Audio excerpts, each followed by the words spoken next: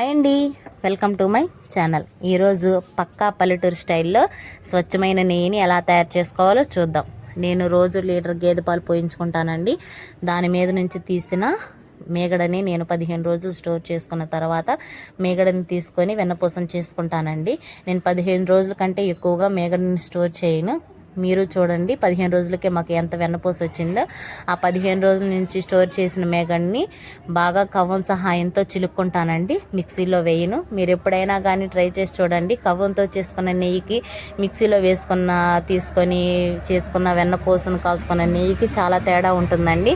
కవ్వంతో చేసుకుంటే ఆ టేస్టే వేరే అండి. ఒక్కసారి మీరు శ్రమ అనుకోకుండా, టైం వేస్ట్ అవుతుంది అనుకోకుండా ఒక్కసారి ఇలా ట్రై చేసి చూడండి, చాలా టేస్టీగా ఉంటుంది. ఆ మేగడని మొత్తాన్ని కవ్వం సహాయంతో అడుగు లోతుగా ఉన్న గిన్నెలో వేసుకొని మొత్తం చిలుక్కొని వెన్నపూసను సపరేట్ చేసుకొని వెన్నపూసను ఇంకో గిన్నెలో వేసుకొని బాగా చల్లగా కూలింగ్గా ఉన్న వాటర్ పోసుకొని శుభ్రంగా 4-5 సార్లు కడుక్కోవాలండి. వెన్నపూసని మనం వాటర్లో వేస్తే వాటర్ అనేవి ట్రాన్స్పరెంట్గా ఉండాలి, ఎటువంటి పాలులాగా కనిపించకూడదు. ఆ టైంలో వెన్నపూస మనకు రెడీ అయినట్టండి. ఈ వెన్నపూసని అడుగు మందంగా వెడల్పుగా ఉన్న గిన్నెలో వేసుకొని స్టవ్ వెలిగించి మంటని సిమ్లో ఉంచుకొని ఈ గిన్నెని ఆ స్టవ్ మీద పెట్టుకోవాలండి. మనం నెయ్యి ఎప్పుడైనా కానీ సిమ్లో ఉంచుకొని మాత్రమే కాసుకోవాలండి, హై ఫ్లేమ్లో పెట్టకూడదు. అలా పెట్టడం వల్ల నెయ్యి మాడిపోయే ఛాన్సెస్ ఉంది. అలాగే నెయ్యి పచ్చి వాసన పోదండి, మంచి ఎరోమా అనేది మనకు రాదు. కాబట్టి మనం ఎప్పుడైనా స్లోగా సిమ్లో పెట్టుకొని మాత్రమే నెయ్యిని మరిగించుకోవాలి. అలా మరిగించుకుంటేనే ఆ నెయ్యి యొక్క టేస్ట్ అనేది మనకు తెలుస్తుంది. మా ఇంట్లో నేను చేసే నెయ్యి చాలా ఇష్టంగా తింటారండి. నేను ఇప్పుడు చేస్తే 1 నెల రోజులు కూడా రాదు, అంత ఇష్టంగా తింటారు. పిల్లలైనా పెద్దవాళ్ళైనా మా ఇంట్లో అందరూ నెయ్యి ఇష్టంగా తినేవాళ్ళేనండి. మీరు కూడా ఒక్కసారి ఇలా విలేజ్ స్టైల్లో ట్రై చేసి చూడండి, చాలా టేస్టీగా ఉంటుంది. ఈ నెయ్యి సిమ్లో బాగా మరిగిన తర్వాత మనకి తెలుస్తుందండి, మనం ఎటువంటి ఇంగ్రీడియంట్స్ మెంతులు లాంటివి అలా వేయకుండానే నెయ్యి అనేది గోల్డెన్ బ్రౌన్ షేడ్కి వస్తున్నట్టు ఉంటుంది.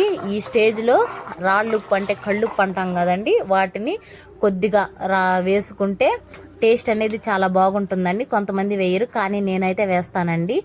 ఈ మనం తీసుకున్న వెన్నపూస క్వాంటిటీని బట్టి మనం మెంతులను తీసుకోవాలండి. మెంతుల్ని వేపి తీసుకుంటే ఇంకా బాగుంటుంది, కానీ నేను అప్పటికప్పుడు చేస్తున్నాను కదండి, అందుకనే పచ్చివే తీసుకున్నాను. 3 స్పూన్ల వరకు మెంతులను తీసుకొని మెంతులు కూడా బాగా వేగేంత వరకు మనం నెయ్యిలోనే మరిగించుకోవాలండి. అలా మరిగించుకుంటే నెయ్యి అనేది చాలా టేస్టీగా ఉంటుంది. మీకే అర్థమైపోతుందండి ఆ స్మెల్ అనేది. మెంతులు వేసిన తర్వాత స్మెల్ అనేది చాలా టెంప్టింగ్గా ఉంటుందండి, నెయ్యి స్మెల్ అనేది. మీరు కూడా ఒకసారి ట్రై చేయండి. ఈ మెంతులు అనేది బాగా వేగిన తర్వాత 2 రెమ్మల లేత కరివేపాకును కూడా వేసుకోవాలండి, అప్పుడు టేస్ట్ చాలా బాగుంటుంది. చూసారండి, పైన నొరగ వచ్చింది. ఆ నొరగ మనం మరిగించే కొద్దీ తగ్గిపోతుందండి. తగ్గిపోయి ఇదిగో నేను చూపిస్తున్నాను కదండి, ఆ కలర్లో మనం నెయ్యిని కాసుకోవాలండి. అప్పుడే చాలా టేస్టీగా రెస్టారెంట్ స్టైల్లో ఉంటుందండి. ఒక్కసారి మీరు కూడా ట్రై చేసి ఎలా ఉందో కింద కామెంట్ సెక్షన్లో కామెంట్ చేయండి. ఈ వీడియో కనుక మీకు నచ్చినట్లయితే లైక్ చేసి, షేర్ చేసి, సబ్స్క్రైబ్ చేయండి. నెయ్యిని ఎప్పుడైనా కానీ వేడి మీద వేసుకోకూడదండి. బాగా చల్లారిపోయిన తర్వాత ఒక 8 కంటైనర్లో స్టోర్ చేసుకొని మనం పక్కన ఉంచుకొని వాడుకోవచ్చండి. Thank you for watching.